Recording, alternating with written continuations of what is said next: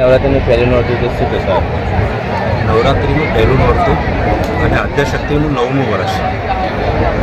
9 જોગણીઓ અને 9 દિવસના નોરતાનું આ 9મું વર્ષ એટલે શુભ વર્ષ આદ્યશક્તિ માટે. પહેલી વાત. બીજું, બંને આયોજકોએ ગ્રાઉન્ડ બદલ્યું. ગ્રાઉન્ડમાં ત્યાં પરમિશન હતી જ અમારી પાસે, પણ એ ગ્રાઉન્ડ બદલીને અહીંયા આગળ કર્યું.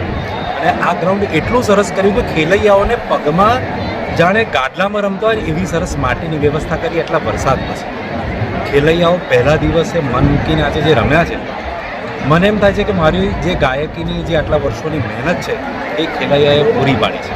મુકેશભાઈ પ્રવીણભાઈ આયોજન કરવામાં દર વર્ષે કરે છે, પણ આ વર્ષે એમને માટે પણ એટલું અઘરું હતું અને અમને પણ થોડી તકલીફ હતી. પણ ખેલૈયાઓ વાહ, તમારે માટે અલગ વસ્તુ છે. ને ખાસ કરીને જો પૂર્વ વિસ્તારની વાત કરીએ ને, તો આ પૂર્વ વિસ્તારનો સૌથી મોટો ગરબો છે. આજે ન્યૂઝપેપરમાં ટોપ 10ના ગરબામાં અમારું નામ છે.